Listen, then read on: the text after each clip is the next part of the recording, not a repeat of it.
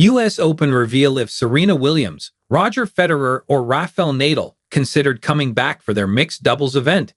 The U.S. Open mixed doubles is now in full swing, where many star singles players have been exciting the crowds in New York. Sara Errani and Andrea Vavasori are defending their U.S. Open title in mixed doubles, with the duo already into the semifinals. They take on American duo Danielle Collins and Christian Harrison, who are in the draw after Jannik Sinner withdrew from the U.S. Open mixed doubles.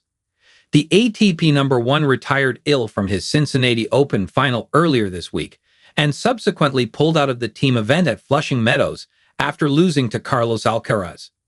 Alcaraz's fellow Cincinnati champion Iga Swiatek is also into the U.S. Open mixed doubles semifinals, playing alongside Casper Ruud. If Serena Williams, Roger Federer, or Rafael Nadal considered playing U.S. Open mixed doubles, Swiatek and Ruud meet Jessica Pegula and Jack Draper, with plenty of high-profile pairings having failed to really get going in New York. Speaking just before the event started, the U.S. Open's Senior Director of Player Relations Eric Butorak revealed whether a handful of other big names were interested in taking part.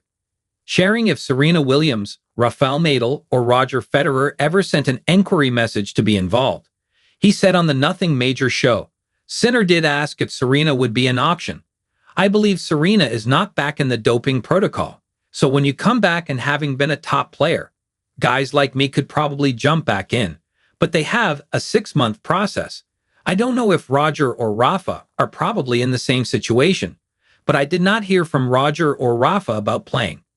U.S. Open reveal how mixed doubles pairings were set up.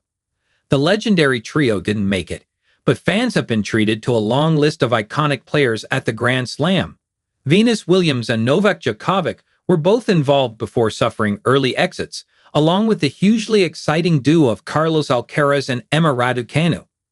The U.S. Open mixed doubles lineup shocked fans, and even though many players have changed partners since first signing up, many intriguing pairings did start the tournament.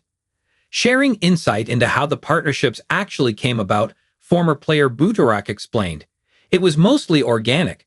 We tried to stay out of that business. I did not want to be matchmaker.